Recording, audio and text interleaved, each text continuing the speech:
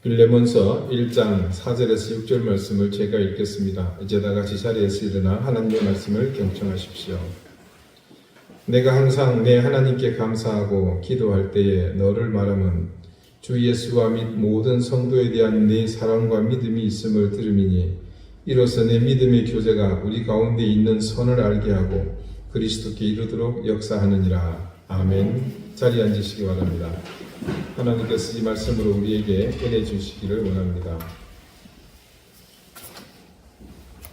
여러분, 세상에 크고 작은 모임들이 가지는 교제는요, 그 모임을 만들거나 구성한 성격에 따라 여러 제각각의 목적이 있습니다. 가령 제일 많이 흔히들 가지는 모임은 동창회가 있겠죠. 동창회의 목적은 무엇이겠습니까? 함께 모여 학창시절을 추억하면서 그때의 기억을 나누는 것 아니겠습니까? 제 이야기를 하는 것을 양해 바랍니다. 목회하면서 동창회에 참석하는 것은 참 힘든 일입니다. 다른 건 차지하고라도 동창회 모임이 100% 주말에만 있기 때문입니다. 그러니 주일을 준비하는 시간에 참석 당연히 불가능합니다. 근데 그나마 다행히 제가 서울에 큰 교회 부목사로 있을 때는 주일에 설교나 다른 프로그램을 담당하지 않을 때 그때 토요일은 그나마 시간적 여유가 조금 있었습니다. 그래서 한번 참석한 적이 있었습니다. 그런데 가보고는 실망을 금할 수 없었습니다. 그 동창회 프로그램은 아주 간단합니다. 먼저 식당에서 약속하고 만납니다. 그러면 거기서 거하게 밥을 먹고 밥을 먹으면서 당연히 술을 함께 마십니다. 그렇게 이미 식사가 끝나면서 반쯤 취한 상태에서 노래방으로 이동합니다. 그 노래방에서 제일 큰 룸을 빌려서 적게는 10명, 많을 때는 20명이 넘는 인원이 함께 어울려서 노래를 부릅니다. 물론 이때도 술은 필수입니다. 그러다가 시간이 되니 대부분은 파하고 아직 미련이 남은 친구들은 끼리끼리 모여 3, 4, 5 흩어집니다. 또 술 마시러 가는 겁니다. 한 두어 번 참석했는데 이 패턴이 바뀌질 않습니다. 만나서 밥 먹고 술 먹고 노래방 가고. 그러니 제가 그 가운데 얼마나 곤혹스러웠겠습니까? 특히나 목사가 왔다고 이놈 저놈, 또 남녀가 같이 있다 보니 이년 저년 자꾸 술을 권합니다. 심지어는 협박하는 듯한 말투로 술을 안 마시면 무슨 큰일이 나는 듯 소위 꼬장도 부립니다. 우스갯소리로 오래전에 한번 여러분에게 말씀드린 적이 있습니다만 저를 잘 아는 여학생 하나는 초등학교 졸업하고 거진 30년이 지나서 처음 만났는데 제가 목사가 되었다는 소리를 듣더니 대뜸 박장대소를 하더니 웃기고 자빠졌네. 네가 목사면 나는 성모 마리아다 짜스가. 그냥 동창회 하는 소리라서 다른 대꾸를 안 했습니다만은 아무리 친구 사이라도 이건 선을 좀 많이 넘었죠. 아무튼 그때 연락처를 알게 된 일부 친구와 이후 통화를 하면서 한 가지 놀라운 말을 듣게 되었습니다. 그 놀라운 말이 뭐냐면 대뜸 제게 고맙다는 겁니다. 이유는 다른 것보다는 내 친구 중에 목사가 있다는 것이 너무 좋다는 겁니다. 그래서 네가 목사가 되어줘서 정말 고맙다. 교사도 있고 식당 주인도 있고 사장도 있지만 변호사나 교수도 있을 수 있지만 그래도 목사도 있다는 것이 자기는 참 자랑스럽다는 겁니다. 그 소리를 듣고는 잠시 생각이 들었습니다. 그리고 저는 작정을 했습니다. 즉시 초등학교에서 찍은 사진을 보관한 앨범을 찾아냈습니다. 그곳에는 초등학교 시절의 사진들, 특히 입학해서 첫 소풍을 갔을 때와 운동회 가을 소풍 사진들이 잘 보관되어 있었습니다. 심지어 초등학교 1학년, 2학년, 그러니까 72년도, 73년도입니다. 그때 소풍 때 찍은 조금 사이즈가 큰 사진은 우리 전체 졸업생 중에 유독 저만 보관하고 있었습니다. 저는 그것을 따로 보관하였다가 그 꺼낸 사진들을 그 다음 동창회 때 들고 나갔습니다. 역시 이전과 다를 바 없는 지루한 과정이 반복되면서 제게 또 술을 권하면서 억지 부리는 일이 생기자 제가 잠시 할 말이 있다고 하면서 친구들을 향해서 이런 이야기를 했습니다.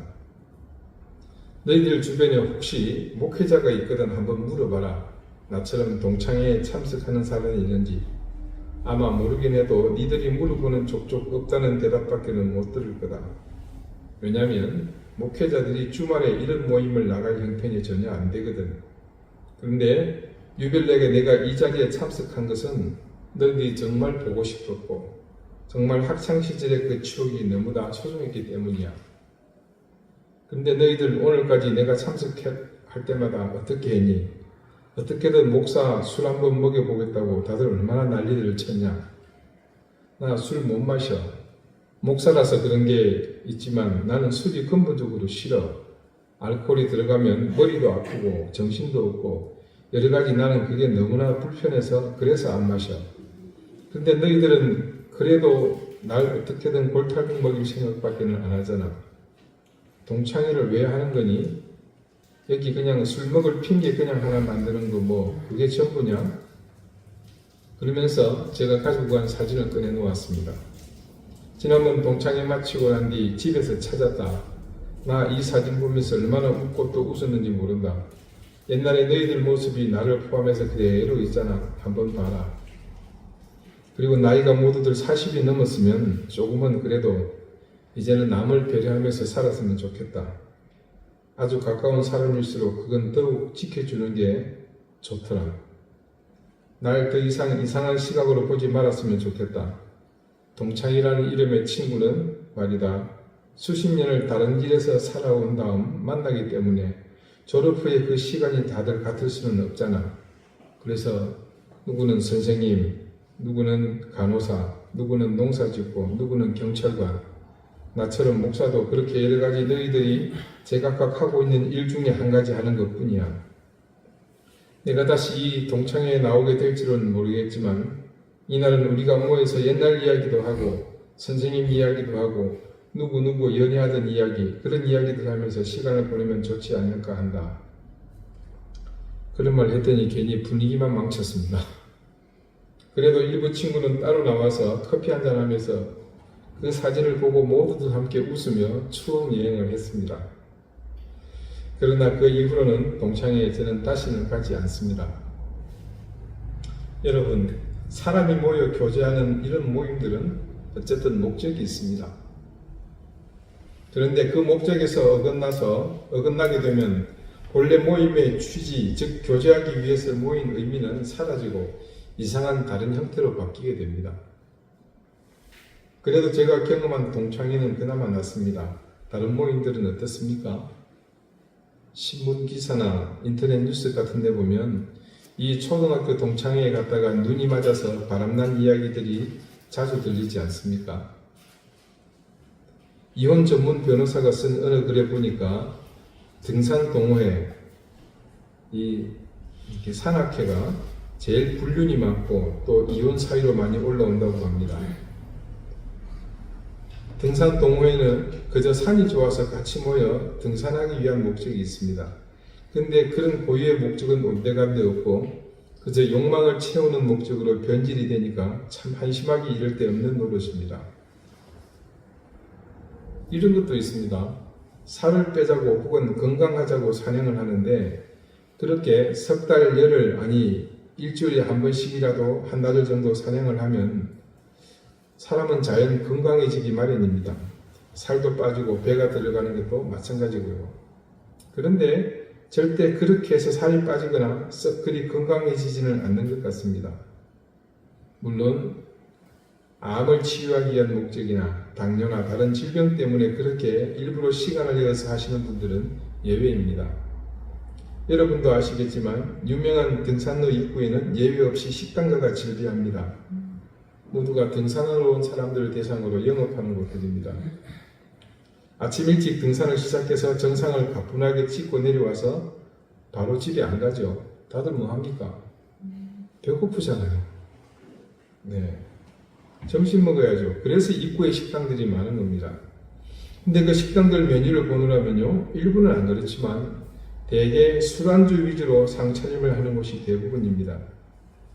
가령 동동주 한 잔하고, 물론 한 잔 아니겠죠.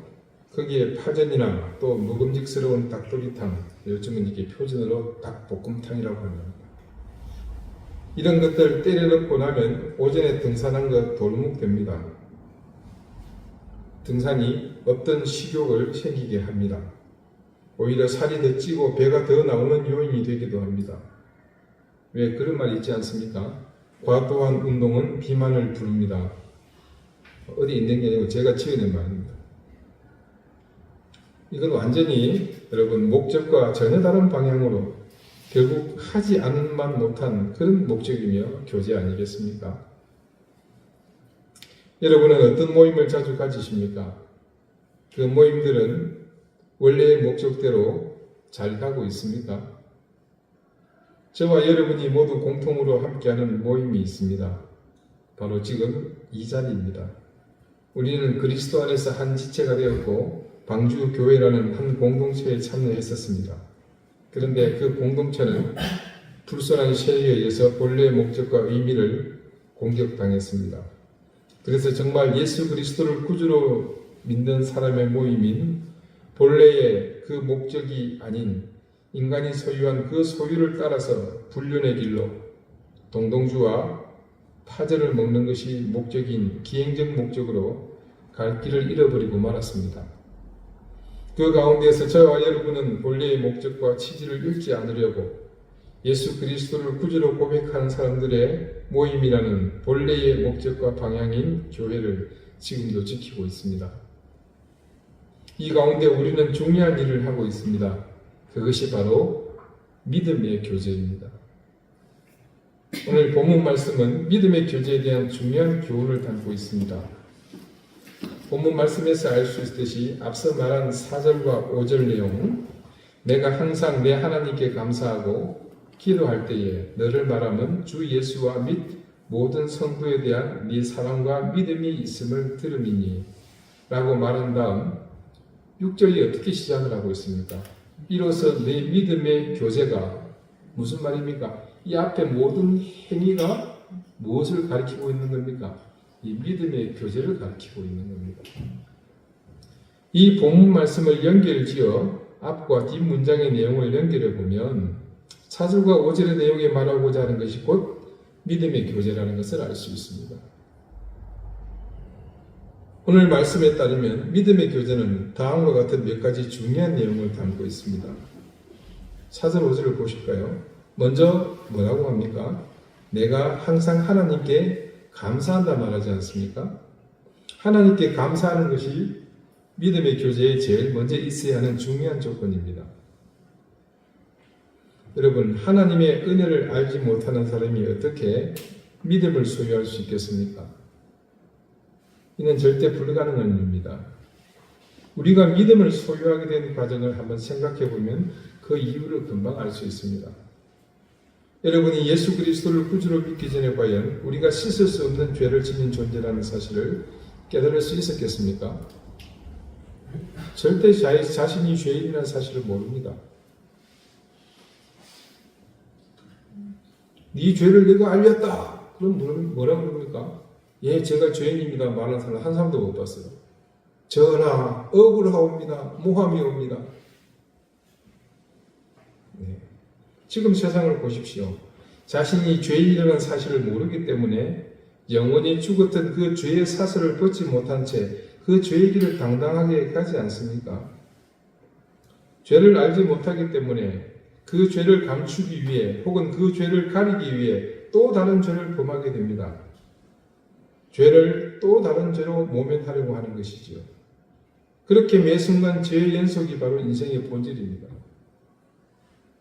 위인설관이라는 고사성어가 있습니다.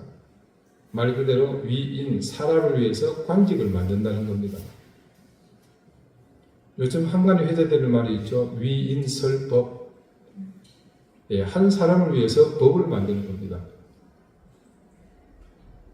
지금 그게 계속해서 자행이 되고 있잖아요. 그게 자기가 죄인인 걸 모르기 때문에 그것을 계속 반복하는 겁니다. 그것이 잘못됐다고 지적을 하면 또 그것을 듣기 위해 또 다른 죄를 범하는 겁니다. 그게 인간의 본 모습이에요, 여러분. 그 사람들이 나쁜 게 아니라 우리도 그렇게 할 수 있다는 겁니다. 그런데 그런 우리가 무엇을 깨닫게 되었습니까? 내가 영원히 죽은 존재이며 우리는 죄의 굴레를 결코 우리 손으로 벗어버릴 수 없는 존재라는 사실을 깨닫지 않았습니까?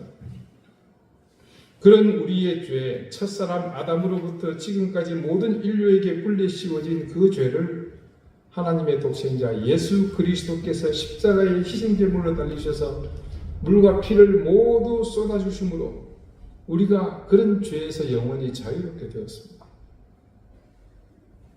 과연 그런 죄의 사함과 더불어 영원한 생명을 얻은 사람이, 그래서 믿음을 가진 사람이 과연 하나님의 그런 전적인 은혜에 감사하지 않을 수 있겠습니까? 그래서 믿음을 가진 사람 속에는 필연적으로 감사의 마음이 가득 채워져 있어야 합니다. 시체말로 믿음의 사람을 쿡 찌르면 감사가 거기서 툭 튀어나와야 돼요. 여러분, 이게 생경하다면 여러분 신앙에 약간 좀 문제가 있습니다. 생각해 보십시오. 과연 그런 감사의 마음이 없는 사람들이 교제한다. 여러분, 그 가운데 무엇이 주류를 이루겠습니까? 감사가 없으니 당연히 그 자리는 불평과 원망, 비난과 저주가 그것을 대신하지 않겠습니까? 한번 봅시다. 소위 믿음을 가진 사람들이라고 모였는데 우리는 그런 모임들에서 분열과 갈등, 비난과 저주, 그리고 불평과 원망이 주저없이 흘러나오는 것들을 자주 경험해 보지 않았습니까? 아, 우리 교회 문제야. 목사님 문제야. 장로들 문제야. 정말 마음에 안 든다. 목사가 저래서 되겠어? 교회가 이래서 되겠어? 장로가 되어서 말이야. 우리는 과거 이런 말들을 스승치 않고 교회 공동체 내에서 자주, 그것도 상습적으로 아무런 죄책감 없이 하지 않았습니까?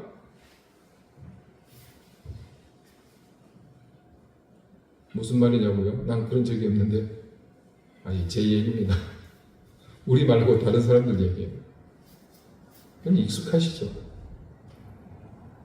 보십시오. 여기에 무슨 믿음의 교제가 있겠습니까? 그리고 그런 교제가 과연 여기서 이루어질 가능성이 보입니까? 절대 그렇지 않습니다.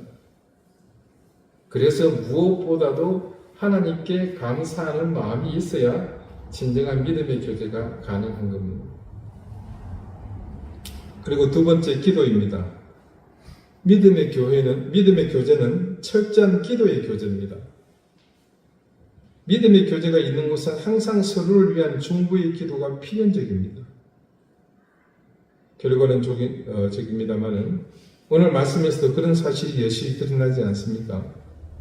바울이 믿음의 교제를 하고 있는 자신에게는 제자 같은 빌레몬을 생각할 때마다 하나님께 감사한다는 것은 물론 그를 위해 기도하고 있다는 사실을 함께 밝히고 있지 않습니까? 믿음 안에서의 교제는 무엇보다 서로의 형편을 살피고 그렇게 주고받은 자신의 삶이 누군가에는 안타까운 일로 여겨지게 될 것이고 무언가 바라고 소망하는 것이 있다면 서로 자기 일처럼 그 소망을 두고 함께 기원하는 겁니다. 이런 일들이 기도하게 만드는 요인이 되며 직접적으로 그 기도의 제목이 되기도 합니다. 여러분, 우리 주부를 보십시오. 그게 기도의 제목이 있지 않습니까? 그리고 여러분, 간혹 우리 단톡방에 기도의 제목이 올라오죠. 네, 이게 바로 믿음의 교제가 있기 때문에 가능한 겁니다.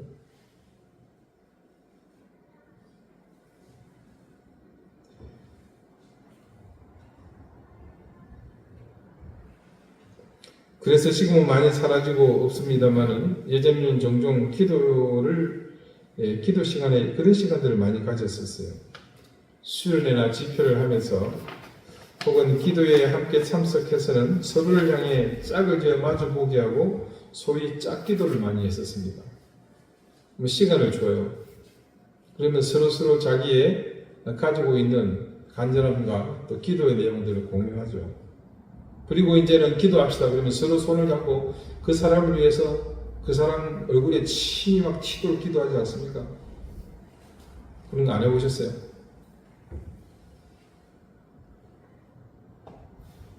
그렇게 기도를 주고받으면서 한 지체로 서로 가까워지고 그 기도의 내용을 서로가 공유하면서 삶을 함께 나누는 기회가 되었습니다. 그리고 세 번째는 사랑입니다. 어찌 보면 믿음의 교제 안에서 필수적으로 있어야 할 것들은요, 제각각 그 가치가 독자적으로도 귀하지만 실제로는 모두가 하나로 연결되어 있다고 할 수 있습니다. 그런 의미에서 믿음의 교제 안에 사랑이 포함되는 것을 그렇게 이해할 수 있지 않겠습니까? 여러분, 사랑이 없다면요, 앞에 말씀드린 조건들은 사실상 그 의미를 잃어버릴 수가 있습니다. 한번 보십시오. 감사와 기도에 사랑이 빠져버리면 그것들은 사실 모두 허울 뿐인 껍데기로 전락할 가능성이 높습니다. 어떤 모임이든요, 그 교제에 사랑은 필수 요건입니다.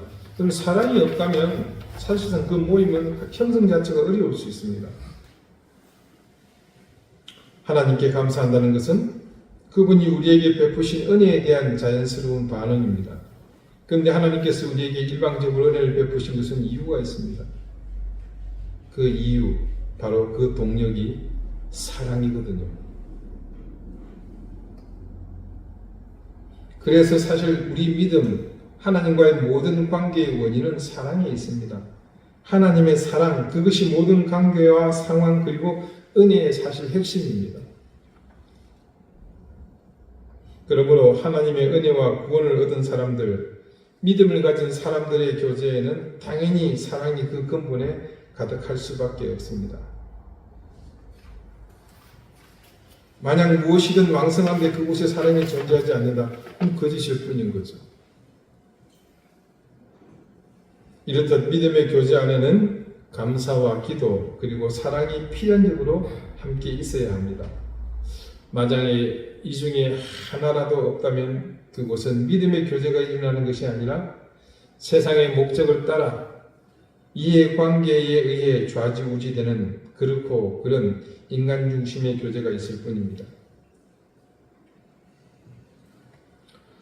하나님이 배제된 인간들만의 모임, 인간들만의 교제는 필연적으로 그런 인간의 내면에 자리 잡은 강력한 그 힘, 즉 욕망을 따르는 길로 그 목적을 잡게 되며 그런 이해관계로 모두가 연결되어 하나님이 아닌 세상의 길로 갈 수밖에 없습니다.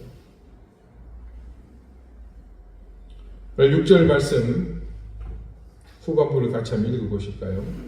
이로써 내 믿음의 교제가 그 다음에 우리 가운데 있는 선을 알게 하고 그리스도께 이르도록 역사하느니라.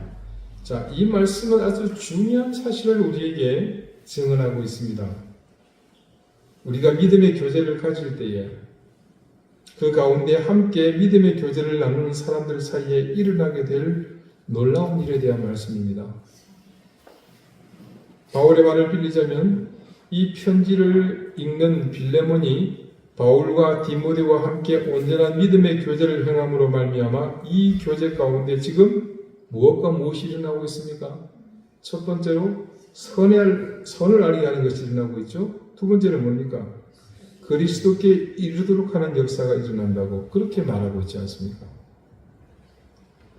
선을 알게 하는 것과 그리스도께 이르도록 하는 역사는요, 우리 그리스도인의 삶에 무엇보다도 중요하고 소중한 그런 목적이며 가치입니다. 여러분, 선이라는 것이 뭡니까? 요즘은 정말 선이라는 것이 있기는 한가 싶은 생각이 많이 들지만 세상 그렇다 치더라도 우리 그리스도인에게서는 반드시 살아 숨쉬어야 할 중요한 가치입니다. 이게 훼손되면 우리가 그리스도인의 이 의미 자체도 없어지는 거예요. 선이라는 것을 여러 가지로 표현할 수 있고 또 상황에 따라 다르게 정의할 수 있습니다만 한마디로 정의하자면 그것은 하나님의 판단 기준이라고 보면 됩니다. 모든 상황에서 그것이 선인지 악인지 구분하려면 반드시 그것을 하나님의 시각으로 보아야 합니다. 여러분, 그렇지 않으면 정확하게 선과 악을 구분 못합니다. 왜냐하면 인간의 능력과 지혜는 분명 한계가 있지 않습니까? 우리는 지금 그런 상황을 생생하게 경험하고 있잖아요. 그래서 선을 알게 하는 것은 유한한 존재인 인간에게는 무엇보다 중요한 가치인 겁니다. 그래서 믿음의 교제가 선을 알게 한다는 것은 다른 말로 믿음의 교제는 정말로 온전한 그리스도인을 만들어가는 훌륭한 훈련의 과정이다. 이렇게 정의할 수가 있겠습니다. 말씀을 다시 봅시다. 그렇게 선을 알게 하는 것과 그리고 그 다음에 무엇이라고 증거합니까? 그리스도께 이르도록 역사하느니라. 무슨 말입니까? 우리가 결국에 이르기를 바라는 궁극적인 목적, 바로 주님께 이르도록 하는 길이라고 증언하지 않습니까? 이 믿음의 교제가 얼마나 중요한 것인지 잘 말해주고 있는 말씀입니다. 여러분, 온전한 믿음의 교제가 지향하는 바는 바울이 그렇게 강조하던 교훈이 있죠. 우리가 다 하나님의 아들을 믿는 것과 아는 일에 하나가 되어 온전한 사람을 이루어 그리스도의 장성한 분량이 충만한 데까지 이르리니라고 말했던 것은 바로 그것을 이루는 길입니다. 여러분, 우리 인생의 궁극적인 목적이잖아요. 여러분, 지금 앉아 계신 주위를 한번 둘러보십시오.